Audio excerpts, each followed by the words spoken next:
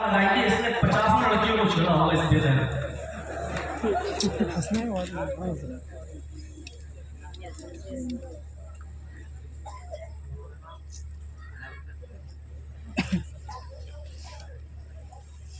कुरान करीम की इस आयत पर जरा गौर कीजिए। या अय्युहल्लज़ीना आमनू अतीउल्लाह व अतीउर रसूल। आए मुसलमानों, इताअत करो अल्लाह की और इताअत करो रसूल की। व उलिल अम्र मिनकुम, और जो साहिबे अम्र हो, जो अमीर हो तुम्हारे, तुम उनकी भी इताअत करो। देखिए, इताअत का हुक्म यहाँ 3 लोगों का दिया जा रहा है। अल्लाह की इताअत करो, रसूल की इताअत करो, और साथ में ये भी कहा गया वो उलिल अम्र मिनकुम, जो उलुल अम्र है, जो साहिबे अम्र है, तुम्हारे ऊपर जो हुक्मरान है, जो अमीर है, तुम उसकी भी इताअत करो। लेकिन गौर कीजिएगा, अल्लाह ताला ने 2 नामों के साथ तो अतियू का लफ्ज लगाया है, लेकिन उलिल अम्र मिनकुम के साथ लफ्ज अतियू नहीं लगाया। इसको आप समझ लेंगे तो मेरी पूरी तकरीर आपकी समझ में आ जाएगी, और इस चीज को नहीं समझ पाए तो फिर मजबूर हैं, पूरी तकरीर आपकी समझ में नहीं आएगी।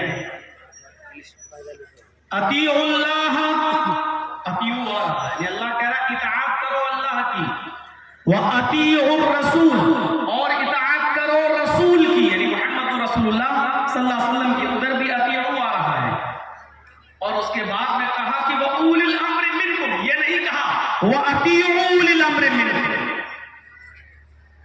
अल्लाह के साथ अतीउ, रसूल के साथ अतीउ, लेकिन जब तीसरी शख्सियत की इताअत का हुक्म दिया है तो लफ्ज़ अतीउ नहीं, सिर्फ बावातिफा से काम चलाया।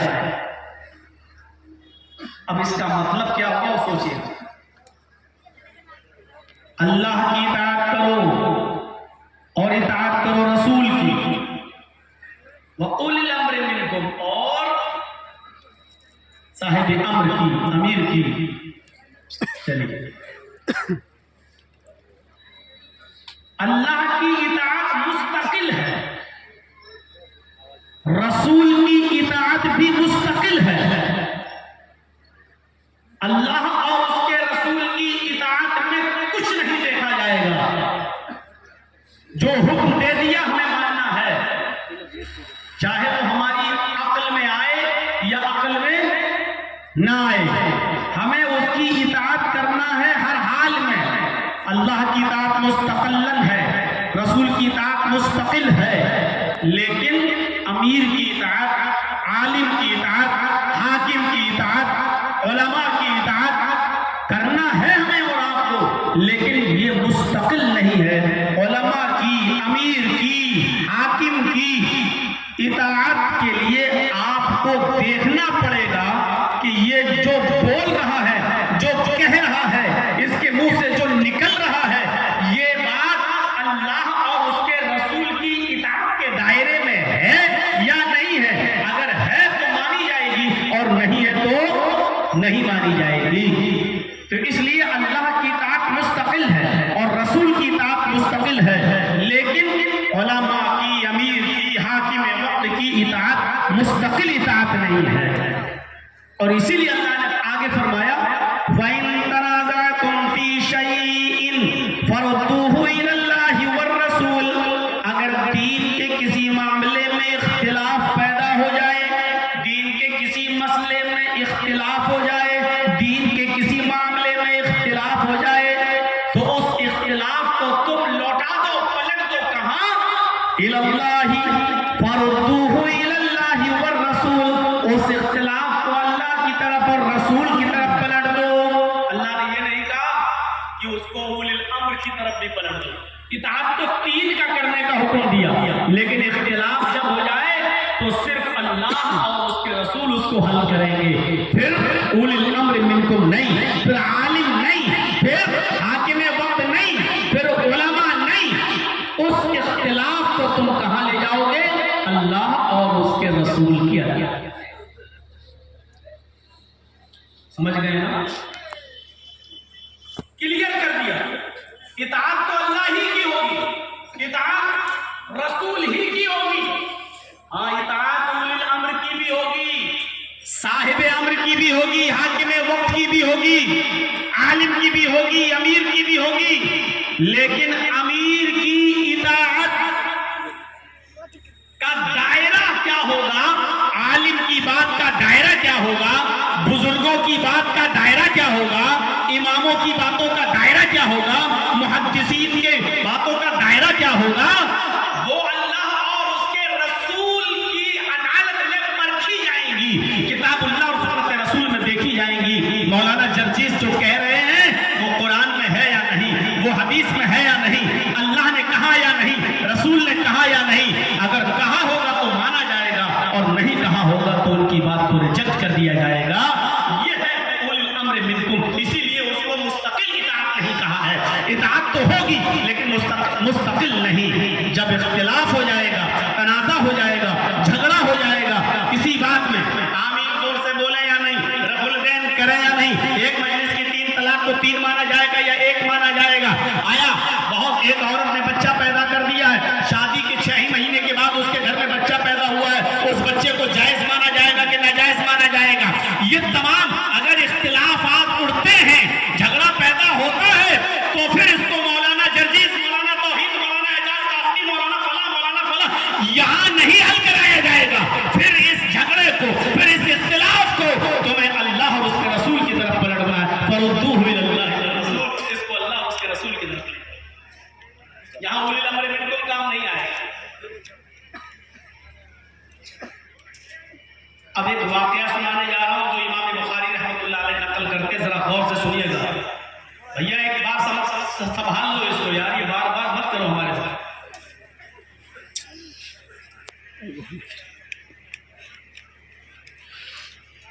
کسی سے پردہ ہے کیا؟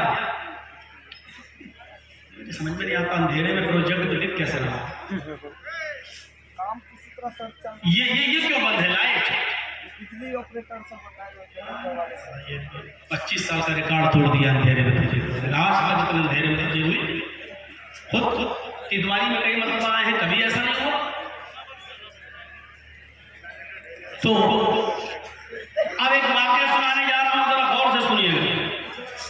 اب کبھی کبھی دل میں آتا ہے جب چندہ لینا ہوا تو خوب کس کے لائٹ جلتی رہی، اور جب چندے کا کام ختم ہوا تو لائٹ بھی ختم ہو گئی۔ اور ہم تو کہیں گے شکایت ہے، کہیں گے ارے نہیں کام چلنا دو۔ آپ تو ایسے لوگوں کو سمجھایا ہوگا۔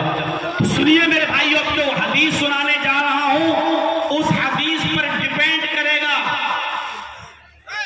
منہج سلف دیکھیے کیا ہے۔ بخاری شریف کی حدیث میں ایک واقعہ آیا ہے،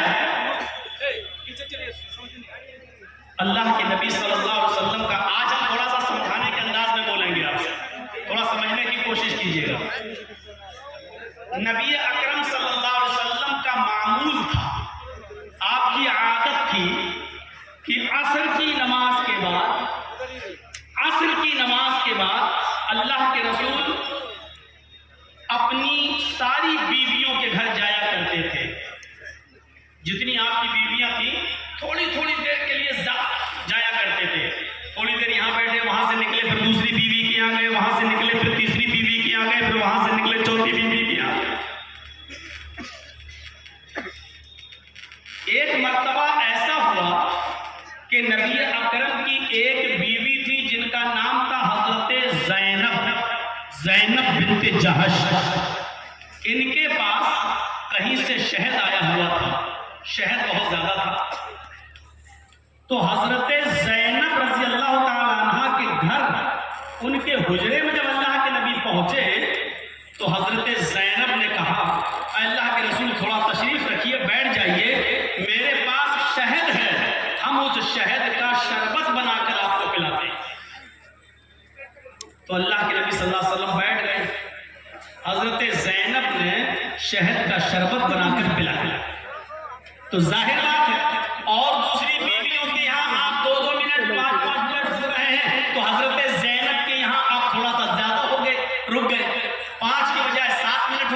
10 منٹ ہو گیا. کسی بیوی کے آپ 2 منٹ رک رہے ہیں تو حضرت زینب کے یہاں 5 منٹ لگ گیا. ایک دن ایسا ہو گیا شہد چونکہ بہت زیادہ تھا اس لیے جب دوسرے دن عصر کی نماز پڑھنے کے بعد اللہ کے رسول جب زینب کے یہاں پہنچے تو حضرت زینب نے دوسرے دن بھی شہد کا شربت بنا کر پلایا تو پھر دیر ہو گئی. تیسرے دن بھی حضرت زینب نے شہد کا شربت بنا کر پلایا. تو اب حضرت عائشہ صدیقہ رضی اللہ تعالی عنہا کو یہ محسوس ہونے لگا کہ اللہ کے رسول کو حضرت زینب زیادہ بھا رہی ہے. یہ فطری چیز ہے. اس لیے جن لوگوں کی 2-2 3-3 بیویاں ہیں وہ انصاف نہیں کرتے ہیں تو تیار رہیں اللہ کے یہاں بہت بڑی گرفت ہونے والی ہے. حضرت عائشہ کے ذہن میں یہ خیال آنے لگا تو ساری بیویوں سے بات کرنے لگی. آپ تم دیکھ نہیں رہی ہو اللہ کے رسول صلی اللہ علیہ وسلم کچھ زیادہ ہی لفٹ دے رہے ہیں زینب کو. ہم لوگوں کے یہاں 2 منٹ 3 منٹ رکتے ہیں اور وہاں 5 منٹ 6 منٹ مطلب میں آج کے حساب سے بتا رہا ہوں وہاں ڈبل ٹائم دے رہے ہیں.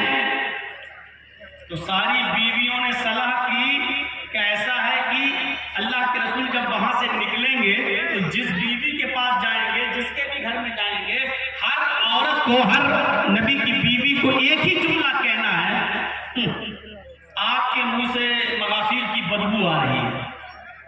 آپ کے منہ سے مغافیر کی بو آ رہی ہے. مغافیر ایک پھول ہوتا ہے لیکن اس کی درگندھ بہت بری ہوتی ہے. اس کی خوشبو سونگی نہیں جاتی. وہ بدبودار ایک پھول ہوتا ہے پودا تو وہ مغافیر اس کو بولتے ہیں.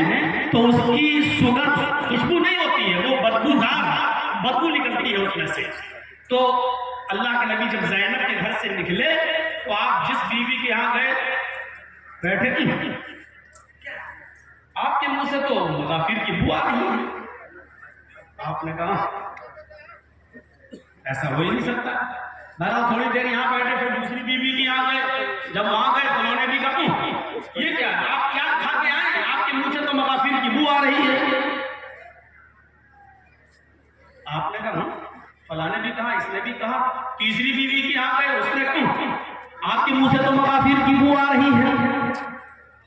تب اللہ کے نبی سمجھ گئے کہ زینب نے مجھے کوئی بدبودار چیز کی کا شربت بنا کر پلا دیا اور وہ تو شہد ہے اور شہد سے بدبو آ رہی ہے.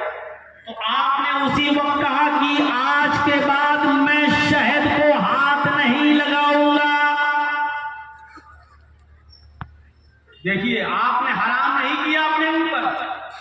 آپ نے یہ نہیں کہا کہ آج سے شہد میرے اوپر حرام, یہ نہیں کہا, بلکہ صرف اتنا کہا آج کے بعد میں شہد کو ہاتھ نہیں لگاؤں گا, آج کے بعد میں شہد نہیں پیوں گا. نہیں صرف مغافیر کی بو آ رہی ہے تو وہ کیسے برداشت کر لے گا. کہا کہ آج کے بعد میں شہد کو ہاتھ نہیں لگاؤں. اللہ تبارک و تعالیٰ کو یہ بات بہت بری لگی. اب جو چیز میں بتانا چاہتا ہوں اور جس چیز سے میں آپ کو جوڑنا چاہتا ہوں اس سے جڑیے آپ. اللہ کے نبی نے کہا کہ آج کے بعد میں شہد کو ہاتھ نہیں لگاؤں گا. اللہ تبارک و تعالیٰ نے جبرائیل امین کو آسمان سے نازل فرما دیا. جبرائیل امین قرآن کی آیتیں لے کر نازل ہوئے. یا ایھا النبی لما تحرم ما احل اللہ لک تبتغی مرضات ازواجک.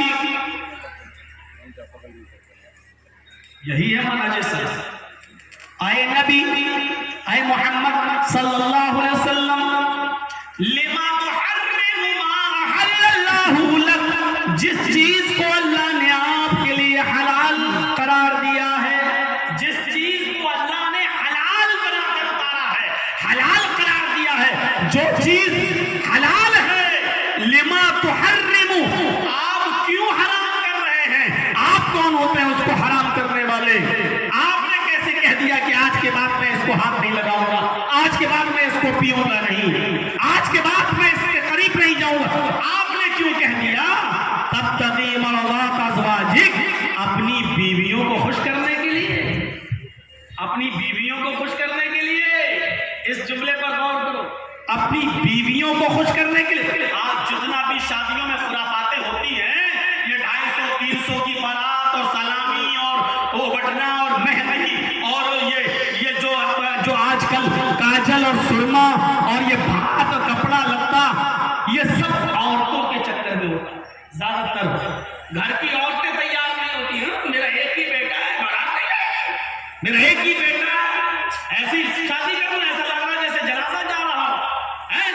یہ گھر کی عورتوں کو خوش کرنے کے لیے ان کے مرد ان کی باتیں مان لیتے ہیں. اللہ تبارک و تعالیٰ نے نبی اکرم سے کیا کہا؟ لما تحرم ما احل اللہ لک، جس چیز کو اللہ نے حلال کیا ہے. آپ کون ہوتے ہیں اس چیز سے باز آنے والے؟ آپ کون ہوتے ہیں اس چیز کو منع کرنے والے؟ آپ کون ہوتے ہیں اس چیز کو حرام کرنے والے؟ صرف اس لیے تب تغی مرضات ازواجک، آپ کی بیویاں خوش ہو جائیں، آپ کی بیویاں راضی ہو جائیں اپنی بیویوں کو خوش کرنے کے لیے. اندازہ لگائیے گا، اللہ کے نبی کی یہ بیوی کہہ رہی ہے آپ کے منہ سے مغافیر کی بو آ رہی ہے. اللہ کے رسول کو علم غیب نہیں تھا، آپ کو پتا نہیں ہے کہ میری بیویاں پہلے ہی پلان کر چکی ہیں، یہ پہلے ہی منصوبہ بنا چکی ہیں. میرے بھائیوں غور کریے گا، یہ نبی کی بیویاں جب منصوبہ بنا رہی ہیں اور کہہ رہی ہیں کہ ساری عورتیں نبی سے یہ کہیں، تو جن کی سوکنیں ہیں ان کو سوچنا چاہیے، اور جن کی کئی کئی بیویاں ہیں ان کو سوچنا چاہیے کہ تم بھی منصوبوں سے بچ نہیں سکتے ہو، بچ نہیں سکتے ہو. جب نبی اکرم محفوظ نہیں رہ سکے تو ہم اور آپ کیسے محفوظ رہ سکتے ہیں؟ بڑے دل گردے کا کام ہے، بڑے دل گردے کا کام ہے. تو آپ سنیے اللہ تبارک و تعالیٰ نے کیا کہا، اس جملے پر غور کیجیے. آپ کون ہوتے ہیں جس چیز کو اللہ نے حلال کیا ہے؟ آپ کون ہوتے ہیں اس کو حرام کرنے والے؟ یہی منہج سلف ہے. دین کے کسی مسئلے کو بدلنے کا حق اللہ تبارک و تعالیٰ نے اپنے نبی کو بھی نہیں دیا، اپنے پیغمبر کو بھی نہیں دیا. جب دین کا کوئی مسئلہ نبی نہیں بدل سکتا، دین کا کوئی مسئلہ جب نبی چینج نہیں کر سکتا، دین کا کوئی مسئلہ جب نبی اپنی مرضی سے اس کو ہٹا نہیں سکتا، اپنی مرضی سے چینج نہیں کر سکتا، تو نبی کے بعد آنے والے ہم جیسے ملا اور کٹ ملا اور ہم جیسے ملا مولوی دین میں اپنی طرف سے کچھ چیزوں کو کیسے داخل کر سکتے ہیں اور دین سے اپنے مرضی سے کچھ چیزوں کو کیسے نکال سکتے ہیں؟ وہ دین کا حصہ کیسے مانی جا سکتی ہے جو دین کے اندر ہے ہی نہیں، اور جو دین کے اندر ہے اس کو کیسے نکالا جا سکتا ہے جس کو اللہ کے رسول دے کر گئے ہیں؟ دین کے کسی مسئلے کو بدلنے کا حق اللہ تعالیٰ نے اپنے نبی جناب محمد رسول اللہ کو بھی نہیں دیا. سلفیت اسی کو کہتے ہیں، جو کچھ بھی قرآن میں کہہ دیا، جو کچھ بھی نبی کے فرمان میں مل گیا، بس اسی پر ہمیں چلنا ہے. دین وہی ہے، دین کے مسئلے کو پھر نبی کو بھی بدلنے کا پاور نہیں ہے. اور اسی لیے اللہ نے یہ نہیں کہا ما آتاکم محمد فخذوہ، یہ نہیں کہا. اللہ نے کیا کہا؟ ما آتاکم الرسول، ما آتاکم الرسول فخذوہ. رسول تمہیں جو دے، یعنی من حیث الرسول تمہیں جو دے. اللہ تبارک و تعالیٰ جب جبرائیل کو بھیج کر نبی کو کوئی چیز بتاتا ہے اور نبی پھر اپنی امت کو بتاتے ہیں، تو من حیث الرسول نبی جب کوئی تمہیں کوئی چیز دے فخذوہ، تو تم اس کو فوراً لے لو. وما نہاکم عنہ فانتہوا، اور جن کاموں سے تمہیں روکے اس سے فوراً رک جاؤ. اچھا، یہ تو ہو گئی نبی کی بات.